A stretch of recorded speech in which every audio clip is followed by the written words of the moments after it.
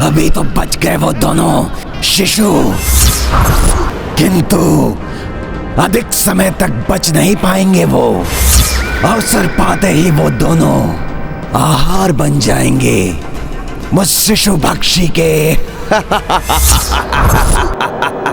स्वयं मुझे मेरी पुत्री के रूप में रहने का वचन दिया था पुत्री। आश्चर्य न करे पुत्री, वर्षों पूर्व की बात, देवी लक्ष्मी का पिता होने का इतना अभिमान। ऐ अभिमानी सागर, सुनो, ये प्रण है मेरा। एक दिन मैं भी देवी लक्ष्मी का पिता बनकर दिखाऊंगा। और तब मैंने वहीं बैठकर पुनः तपस्या आरंभ कर दी। किंतु इस बार मेरी तपस्या का उद्देश्य था देवी लक्ष्मी को प्रसन्न करना। ओम श्री महालक्ष्मी नमः। ओम श्री महालक्ष्मी नमः। ओम श्री महालक्ष्मी नमः। महर्षि वाल्मीकि, माता,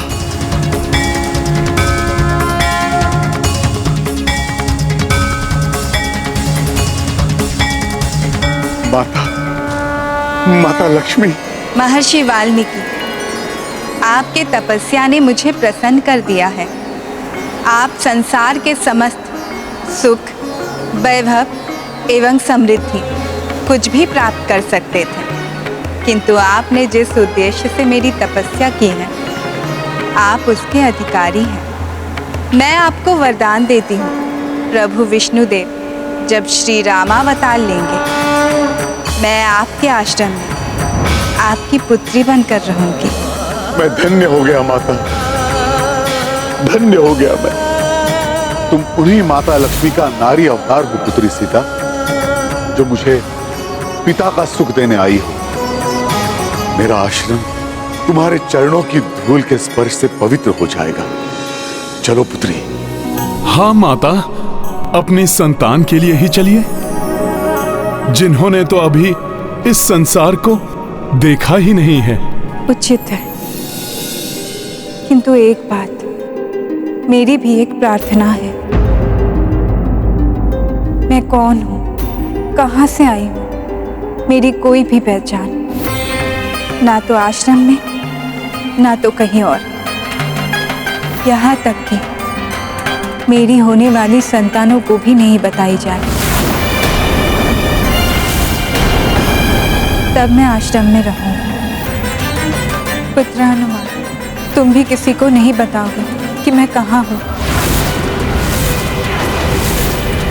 और कभी भी अपने हनुमान रूप में मेरे होने वाली संतानों के समक्ष नहीं आओगे। माता, आप ऐसा क्यों कह रही हैं? क्योंकि मैं नहीं चाहती कि उनके पिता के प्रति कोई द्वेष भावना आए मेरे संतानों के मन में।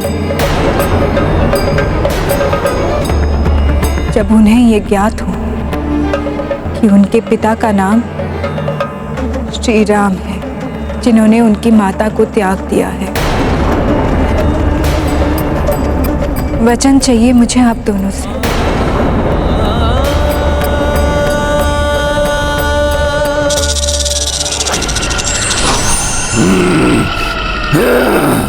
अभी तो बच गए वो दोनों शिशु, किंतु अधिक समय तक बच नहीं पाएंगे। वो अवसर पाते ही वो दोनों आहार बन जाएंगे मुझ शिशु भक्षी के। मेरा ये अनुरोध ही नहीं, निवेदन है। यदि आप दोनों मेरी पहचान छुपाएं, तभी मैं आश्रम में रहने आऊंगी। यदि हनुमान इस वेश में आए तो सहज ही सबको ज्ञात हो जाएगा कि मैं सीता हूँ। मेरी संतानें भी यही जान जाएंगी तो अपने पिता से मिले बिना नहीं रह पाएंगी। किंतु माता, हर संतान को अपने पिता के बारे में। हनुमान, भावनाएं बहुत बलवती होती है। पिता या संतान में से किसी को भी एक दूसरे के बारे में ज्ञात हुआ तो दोनों ही एक दूसरे से मिले बिना नहीं रह पाएंगे। फिर रघुनंदन के इतने बड़े त्याग का अर्थ ही क्या रह जाएगा। मैं कदापि ये सहन नहीं कर पाऊंगी। किंतु पुत्री, मैं अपने ही आराध्य से इतना बड़ा भेद छुपाऊं? इतनी बड़ी दुविधा में मुझे मत डालो पुत्री। आपकी दुविधा भी उचित है ऋषिवर, किंतु मैं माता के मन की व्यथा समझ रहा हूं, इसलिए जैसा माता चाहती हैं मैं वैसा वचन देने के लिए प्रस्तुत हूं। माता, आपका ये पुत्र हनुमान आपको वचन देता है कि ये हनुमान आपकी संतानों के समक्ष या आश्रम में या आपके कक्ष की ड्योढ़ी के भीतर कभी अपने सत्य स्वरूप में नहीं आएगा, और ना ही कोई कभी हनुमान से यह जान पाएगा कि आपकी वास्तविक पहचान क्या है माता। और माता, ना ही आपकी संतानें जान पाएंगी कि उनके पिता कौन है। यदि यही भाग्य का लेखा है पुत्री, तो मैं ऋषि वाल्मीकि तुम्हें वचन देता, जैसा तुम चाहती हो वैसा ही होगा। परंतु प्रभु श्री राम मेरे आराध्य हैं, अतः उनके नाम के जाप से या तुम्हारी संतानों को श्री राम चरित्र के पठन पाठन से तुम मुझे नहीं रोकोगी। स्वयं ब्रह्मा जी ने मुझे रामायण लेखन एवं उसका प्रसार करने का आदेश दिया है पुत्री। ये तो मैं भी चाहती हूँ कि मेरी संतानें मेरे प्रभु के चरित्र के बारे में हर एक बात से अवगत हो, उनके आदर्श और मर्यादा से प्रेरणा ले, उनके पराक्रम से सीख लेकर वीर योद्धा बने। ये गाथा महाबली हनुमत की, रुचिकर लीला राम भगत की। जय जय जय रघुनंदन राम, जय जय जय महाबली हनुमान। चली ऋषि संग विहार भूमि जा, हस्त से मार्ग बुहारे कपिसा। किंतु घात मह राक्षस बैठा, संकट से अनभिज्ञ मां सीता। ये गाथा महाबली हनुमत की, रुचिकर लीला राम भगत की। जय जय जय रघुनंदन राम, जय जय जय महाबली हनुमान। तुम कहीं भी चली जाओ, तुम्हारी संतानें तो अंततः मेरे ही उदर में आने वाली हैं। शिशु भक्षी से बच नहीं पाएंगी वो।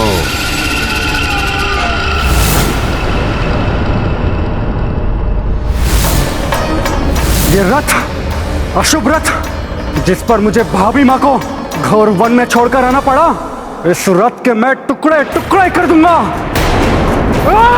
रुक जाओ लक्ष्मण।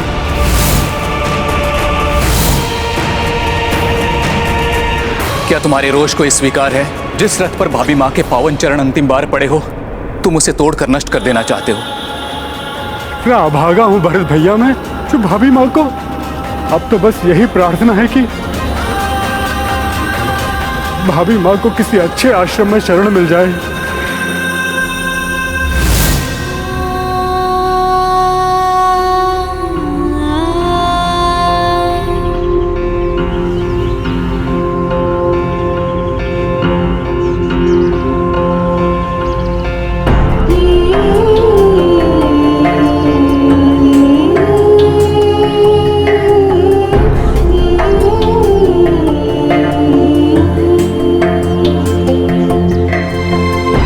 गुरुदेव, ये तेजस्विनी कौन है जो आपके साथ यहाँ पधारी हैं?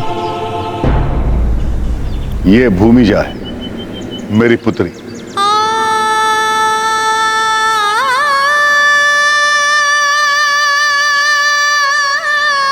गर्भिणी है, इसलिए हमारे आश्रम आई है। अब से ये हमारे साथ ही रहेगी।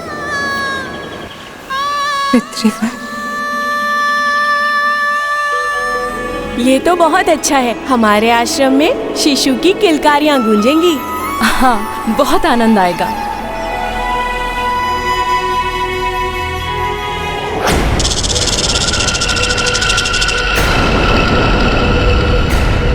आसपास कुछ असामान्य सा प्रतीत हो रहा है मुझे।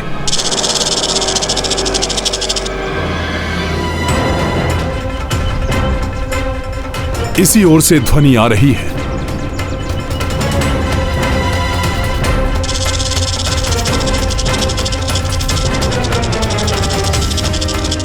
ये तो इसी ओर आ रहा है।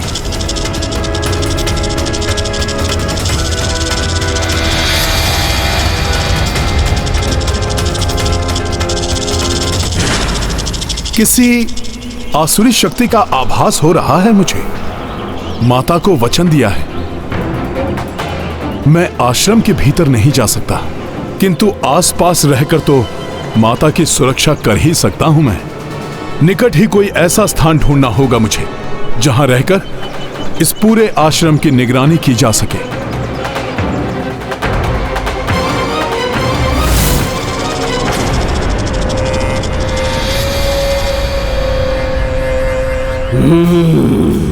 तुम निगरानी करते रह जाओगे वानर, और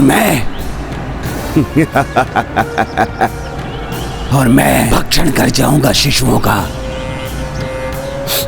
छुपकर वार करना मेरी विशेषता है।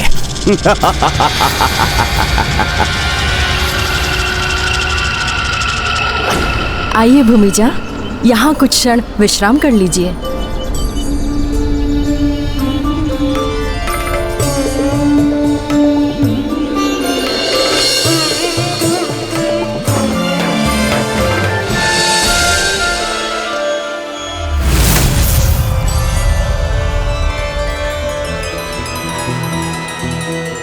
ये लो भूमिजा, ये नवीन फल, इन्हें ग्रहण करो। ऐसी अवस्था में भोजन आदि का पूर्ण ध्यान रखना चाहिए।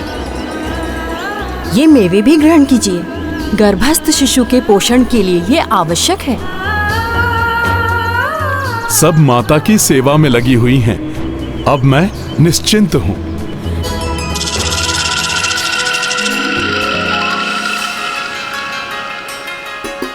ऋषिवर वाल्मीकि का सानिध्य मुझे पिताश्री राजा जनक का स्मरण करा रहा है। इन सब का स्नेह देखकर लग रहा है जैसे मैं जनकपुरी में आ गई हूँ। आइए भूमिजा, आपको कुटिया में ले चलती हूँ।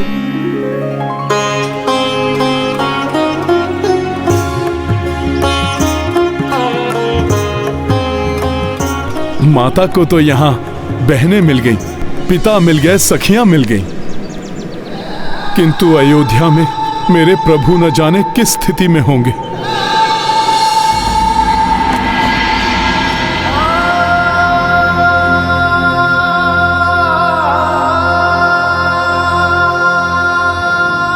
अब तो बस यही प्रार्थना है कि भाभी माँ को किसी अच्छे आश्रम में शरण मिल जाए। नहीं, मैं यहां सुख की शैया पर और वहां प्रिय सीते मन में ना जाने किस स्थिति में, मुझे इस सुख का कोई अधिकार नहीं।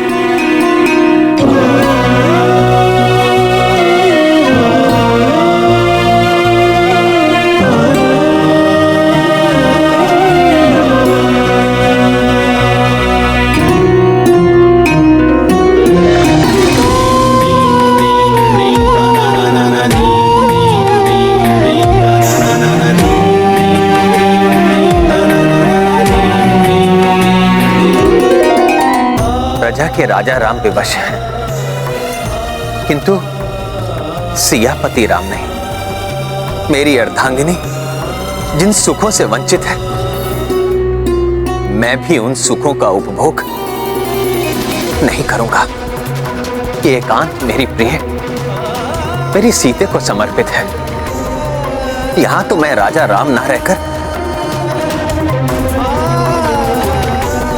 मेरी प्रिय सीते का राम रह सकता हूं।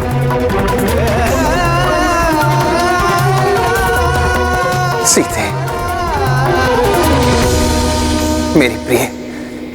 पीर हृदय की किसको सुनाए, आज व्यथित रघुराई।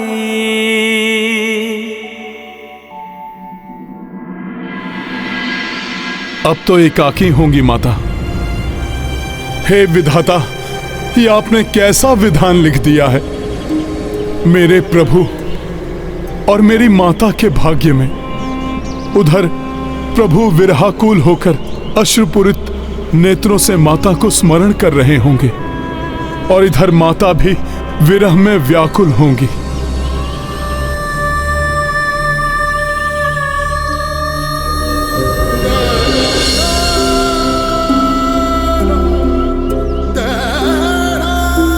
हे प्रभु, कैसी विवशता है ये हनुमान की। प्रभु दुखी और माता भी दुखी, और हनुमान कुछ भी नहीं कर पा रहा है उनका दुख हरने के लिए। कुछ नहीं कर सकेगा वानर। निकट पहुंच गया है ये शिशु पक्षी आश्रम के। अब तो बस उस आखेट को और लक्षित करना है और शीघ्र ही उसे भी ढूंढ ही लूंगा मैं। ये सुगंध, ये शिशुओं की सुगंध।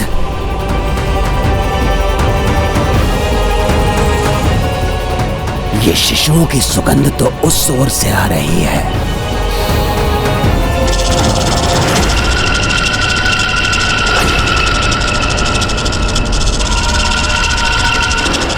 माता की कुटिया के निकट कोई रेंगता हुआ दिखाई दिया था मुझे। क्या करूं? दूसरी ओर तो यहां से दिखाई नहीं देगा। जब तक माता कुटिया में एकाकी है, मुझे पूर्ण सतर्कता एवं सूक्ष्मता से कुटिया के चारों ओर घूमते हुए पहरा देना होगा, जिससे कि कोई आसुरी शक्ति माता के निकट ना पहुंच सके।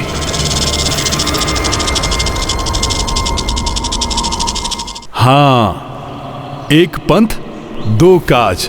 माता की सुरक्षा का निरीक्षण भी और माता की परिक्रमा का पुण्य भी। जय सिया राम।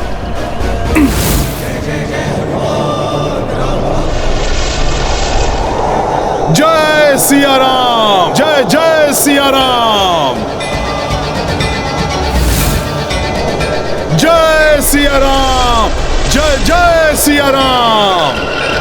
जय सिया राम।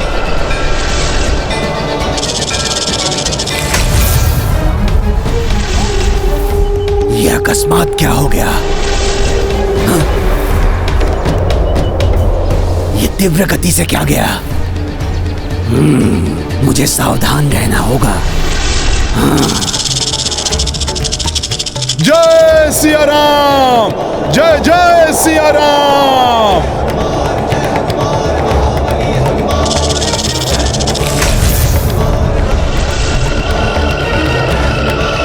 हाँ, पुनः उड़ गया मैं इसकी तीव्र गति से। ये क्या है?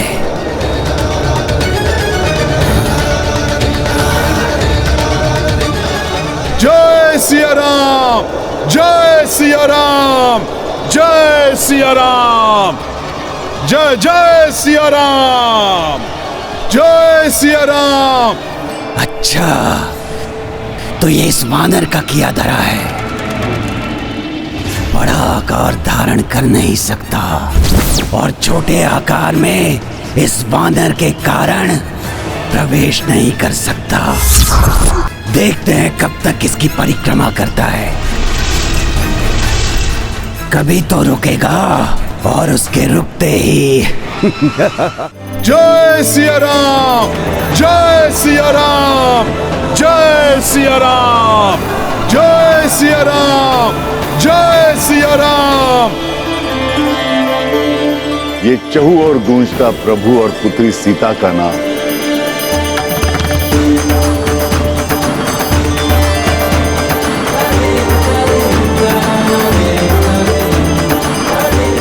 अब तो समस्त वातावरण ही सिया राम में हो गया है। इससे अधिक उपयुक्त समय क्या होगा रामायण लेखन के आरंभ का? हनुमान, ये सियाराम का नाम आपके ही श्रीमुख से प्रस्फुटित हुआ है। जय सिया राम, जय सिया राम।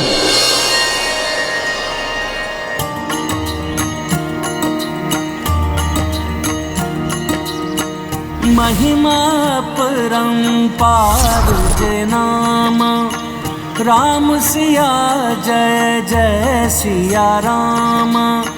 शठ सुन भागे कपि पाए शक्ति, कह सिया राम ऋषि करे भक्ति।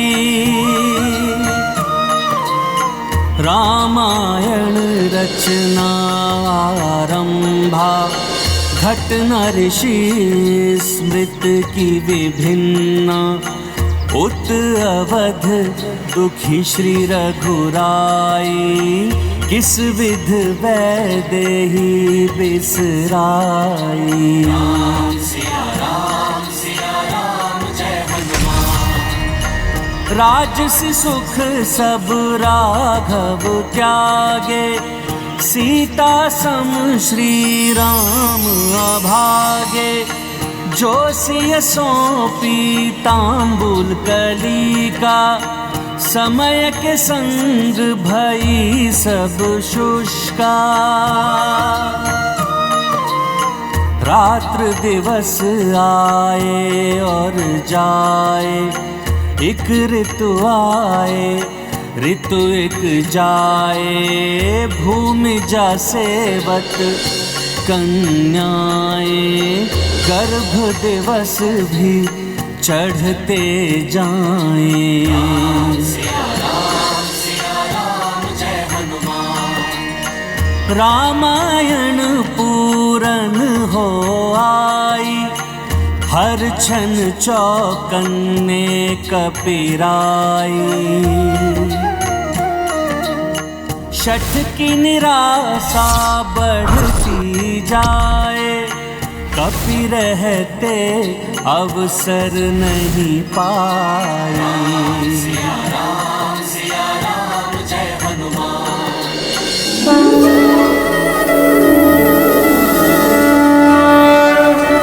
सब कुछ इतना अच्छा क्यों हो रहा है? क्या होने वाला है?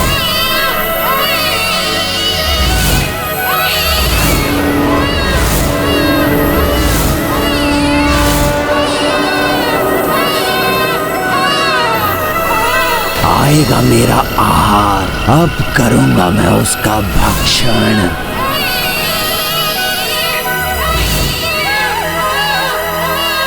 समय अपनी गति से चलता है, दुख के बाद सुख भी अवश्य आता है।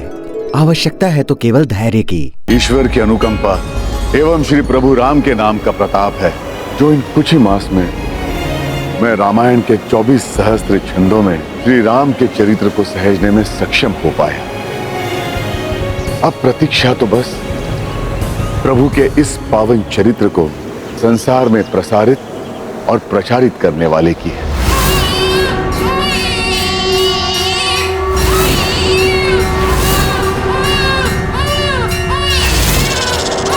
शिशुओं का तन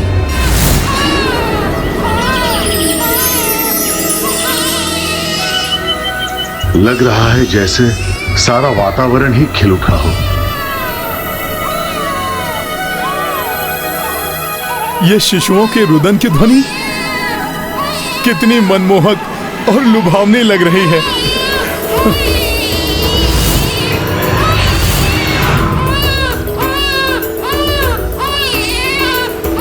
ऋषिवर, दो सुंदर बालक जन्मे हैं और दोनों ही स्वस्थ हैं। अब तो आनंद छा जाएगा यहाँ। शिशुओं की किलकारियां गूंजेंगी यहाँ। हाँ।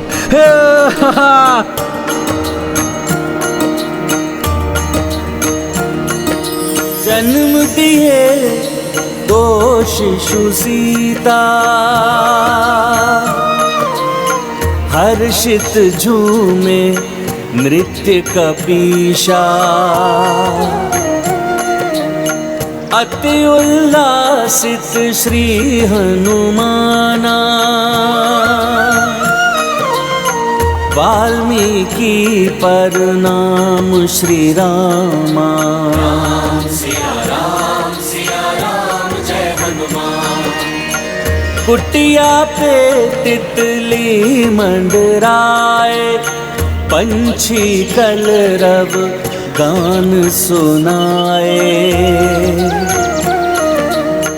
मधुर रुदन त्रिलोक महगूंजी, श्रवण से उल्लासित माँ गौरी। राम सिया राम जय हनुमान, ये गाथा महाबली हनुमत की, रुचिकर लीला राम भगत की। जय जय जय रघुनंदन राम, जय जय जय महाबली हनुमान, जय जय जय रघुनंदन राम, जय जय जय महाबली हनुमान। शिशुओं का जन्म हो चुका है, अब तो उनके भक्षण में और भी आनंद आएगा। नृत्य कर रहा है वानर। इतने समय से ये ढीठ वानर यहीं खड़ा है। तुम जैसे ही हटोगे वानर, ये शिशुओं की किलकारियां मृत्यु के क्रंदन में परिवर्तित होते देर नहीं लगेगी।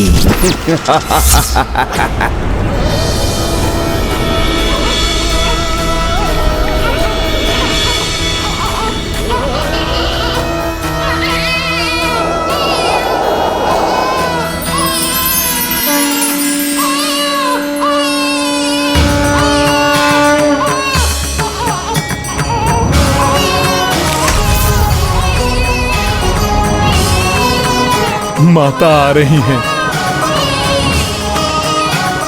मैं कैसे दर्शन करूं शिशुओं का? एक झलक ही मिल जाए। कैसे होंगे नन्हे से सुंदर से कोमल शिशु? प्रभु के जैसी छवि होगी उनकी, या फिर माता के जैसा मुखड़ा?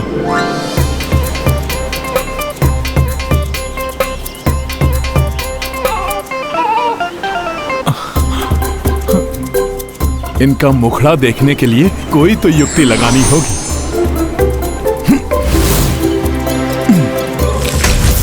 यहां से भी नहीं देख पा रहा हूं, कैसे देखूं? क्या करूं मैं? पितृवर, ये आपके नाती आप नाना बन गए हैं। सर्वप्रथम इन्हें प्रभु के श्री विग्रह के दर्शन कराओ, आशीष दिलाओ इन्हें उनका।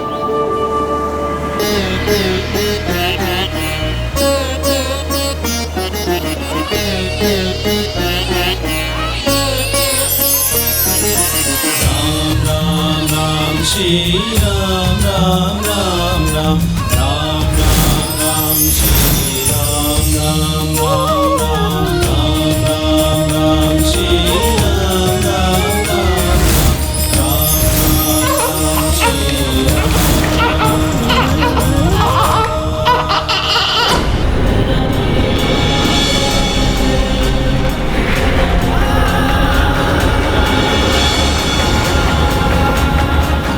ये क्या था? जैसे दो नन्हे शिशुओं का स्पर्श, किंतु यहां तो कोई नहीं है।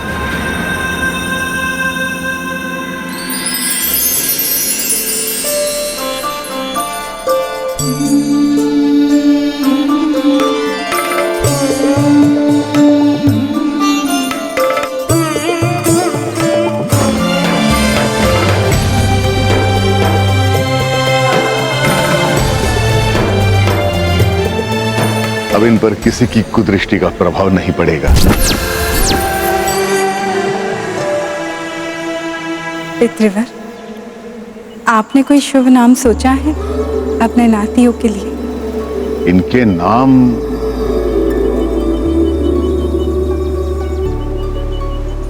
प्रभु के संतानों का नामकरण? मैं क्यों नहीं हूं वहां? ये कैसे विवशता है? नहीं नहीं, अब नहीं रह सकता मैं यहां। हनुमान आपको वचन देता है कि यह हनुमान आपकी संतानों के समक्ष या आश्रम में या आपके कक्ष की ड्योढ़ी के भीतर कभी अपने सत्य स्वरूप में नहीं आएगा।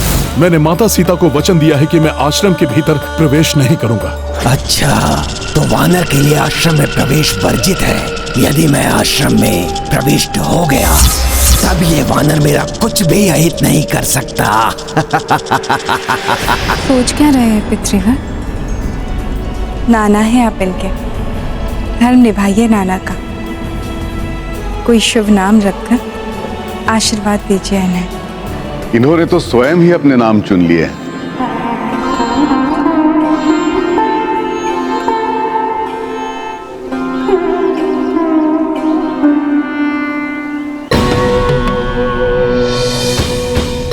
पुत्री, कुशा बहुत ही पवित्र होता है।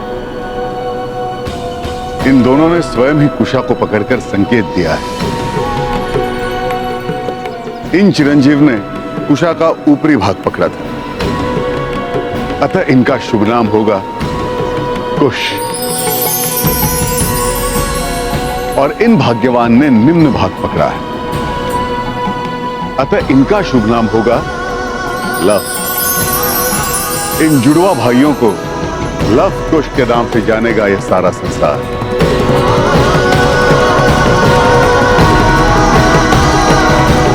लव कुश,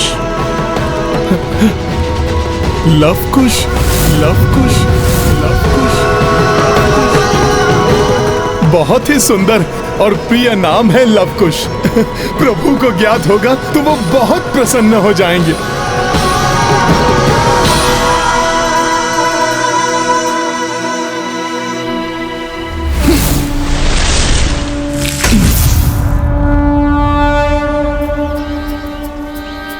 मैंने नाम तो सुन लिया, किंतु दर्शन अभी तक नहीं हो पाए हैं। कैसे होंगे लव कुश? मन करता है दोनों को अपने हृदय से लगा लूं, जहां मेरे प्रभु श्री राम बसे हैं। आत्मा कितनी भी तड़पे, किंतु मैं माता का वचन नहीं तोड़ूंगा, कदापि नहीं।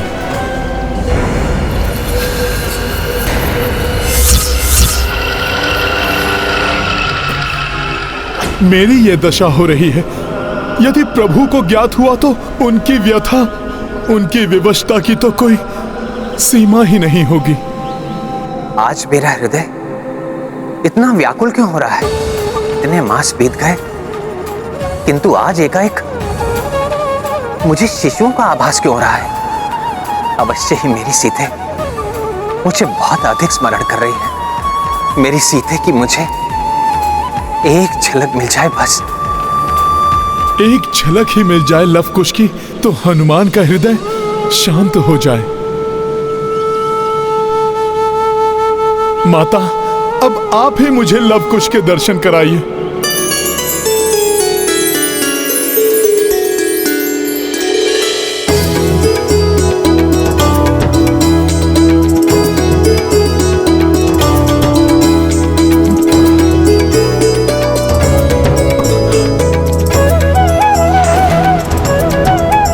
लव कुश, सुंदर, तेजस्वी, मनमोहक, मेरी माता के पुत्र।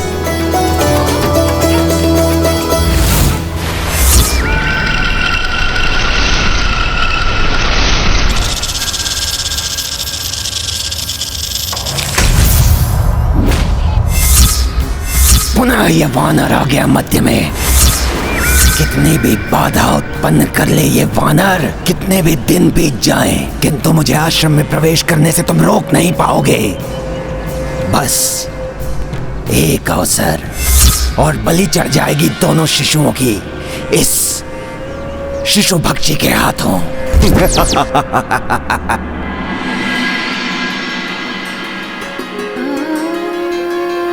अपने लाडलों को अंजन लगाऊंगी, चंदन लगाऊंगी, छपकी कुदृष्टि से बचाऊंगी। छीछल भले हो जाओ मेरे लाडलो।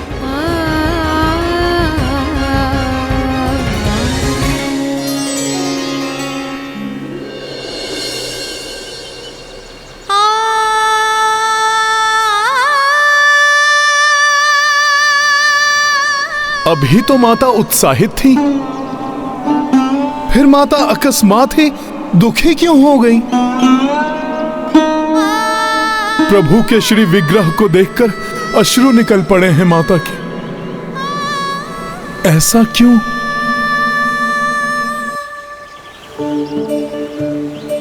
आज तो चैत्र नवमी। अरे हाँ, चैत्र मास की नवमी को तो प्रभु श्री राम का जन्म दिवस है। कदाचित राम नवमी को स्मरण करके ही माता दुखी हो रही हैं। मेरे प्रभु का जन्म दिवस, अयोध्या में उत्सव। प्रभु के जन्मोत्सव में हनुमान न जा पाए, ये तो अनुचित है। मुझे तो जाना ही होगा, किंतु कुछ तो लेकर जाना चाहिए मुझे प्रभु के लिए।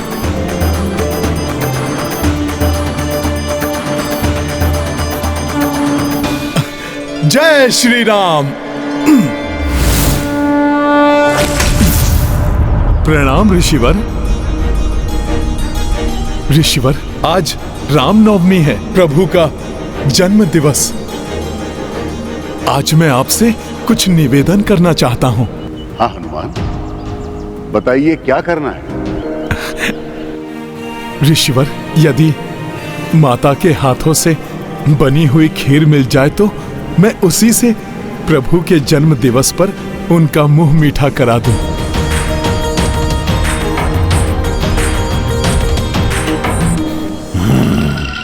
तो समय आ गया है।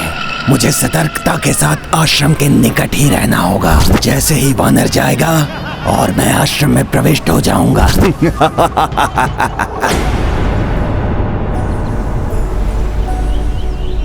पुत्री,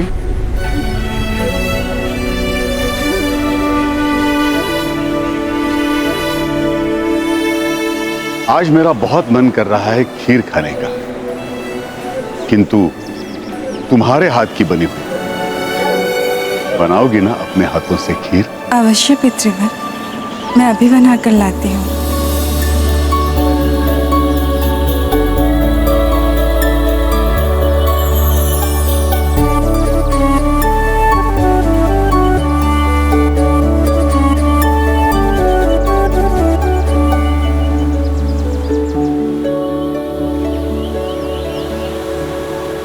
यहाँ एकाकी हैं ये। आज अवश्य ही इन दोनों कोमल शिशुओं को अपना आहार बनाऊंगा। प्रभु, आज अवश्य ही आपके दर्शन करूंगा। आपके जन्म दिवस पर आपके पास विशेष उपहार लेकर आएगा आपका ये हनुमान।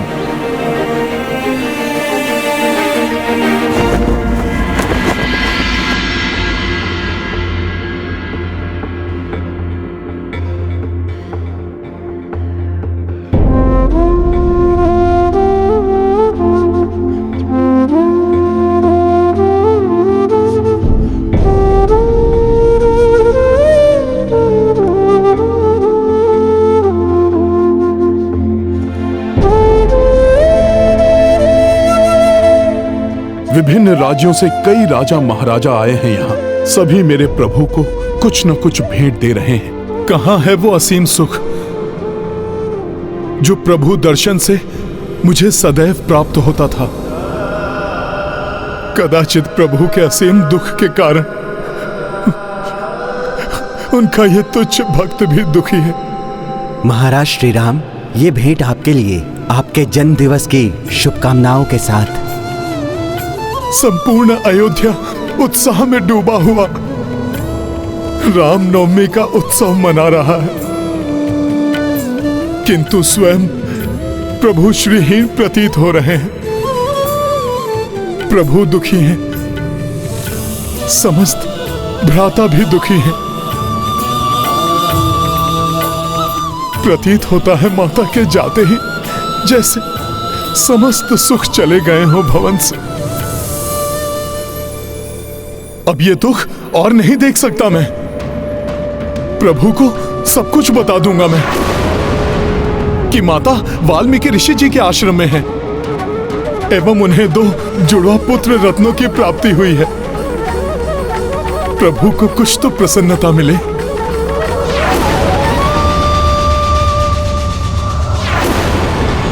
पुत्र की ममता सबसे बड़ी होती है। यदि हनुमान ने श्री राम को लवकुश के बारे में बता दिया तो श्री राम स्वयं को रोक नहीं पाएंगे, वचन भंग के दोषी हो जाएंगे, उनका सारा त्याग व्यर्थ हो जाएगा, रघुकुल रीति समाप्त हो जाएगी।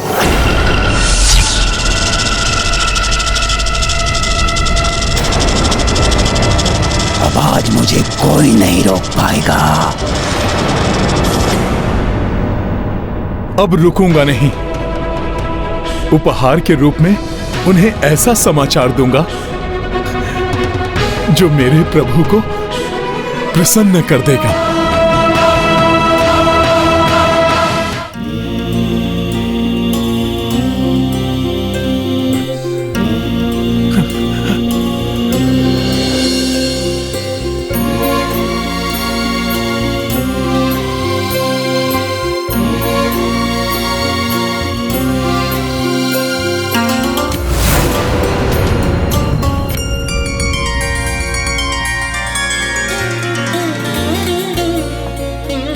इतने दिनों बाद भैया के मुख पर आई इस मंद मुस्कान का कारण ये धनुष है या कुछ और? मेरा हनुमान आ रहा है, मेरा हनुमान आ रहा है, मेरा हनुमान आ रहा है।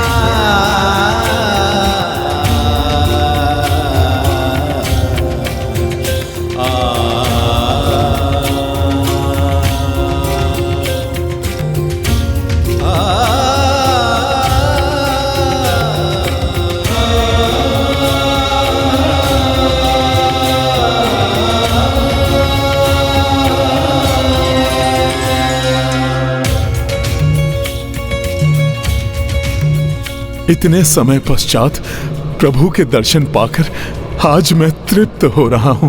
हनुमान, तुम क्या उपहार लाए हो मेरे लिए? आपके लिए प्रसन्नता का भंडार लाया हूं प्रभु। माता सीता और आपके पुत्रों का समाचार आपको आनंद से भर देगा प्रभु। प्रभु, जिसे सुनने के लिए आप व्याकुल होंगे वो संवाद उपहार के रूप में लाया हूं। किंतु कैसे बताऊं आपको, मैं कहां से प्रारंभ करूं?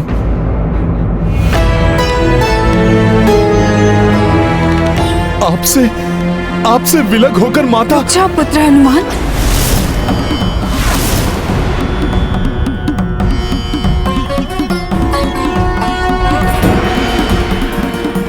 ये क्या कर रहे हो तुम पुत्र?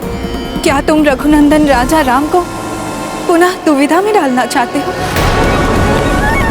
मेरे साथ उनके दो पुत्र आश्रम में पल रहे हैं। ये जानकर राजा राम स्वयं को रोक नहीं पाएंगे, वो दुर्बल पड़ जाएंगे। कदाचित हमें लौटा ले जाने के लिए वो दौड़े चले आएंगे। ऐसा हुआ तो मर्यादा पुरुषोत्तम राजा राम की मर्यादा खंडित हो जाएगी। प्रजा के मन में उनकी जो आस्था है वो खंडित हो जाएगी।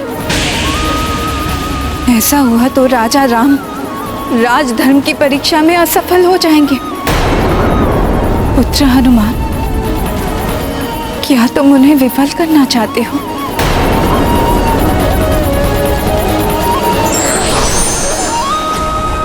सोच क्या रहे हो हनुमान? बताओ क्या लाए हो?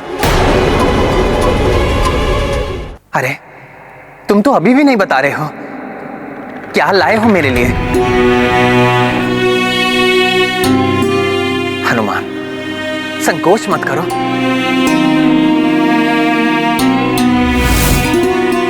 क्या छिपा रखा है अपने हाथों में?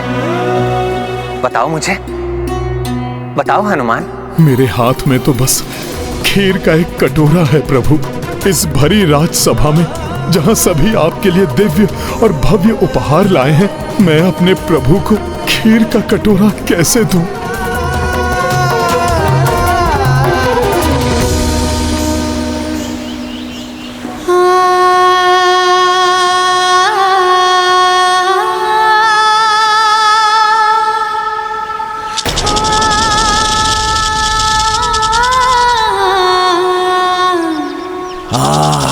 इधर से ही आ रही है शिशुओं की सुगंध। यही कहीं हैं वो दोनों।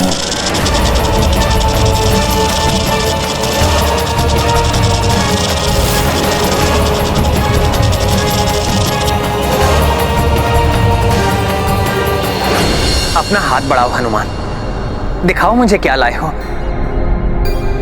ये मेरा आदेश है।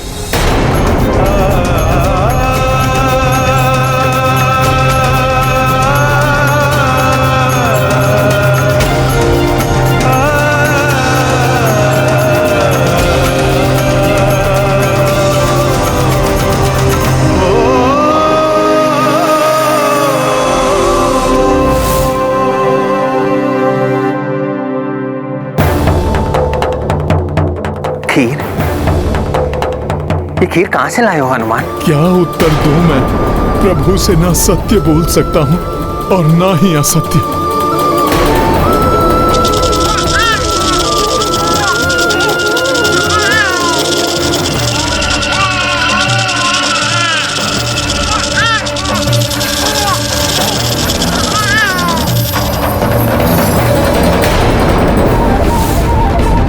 परिस्थिति व्यक्ति को भावुक बना सकती है, किंतु भावना में बहकर हमें अपने दिए वचन को नहीं भूलना चाहिए।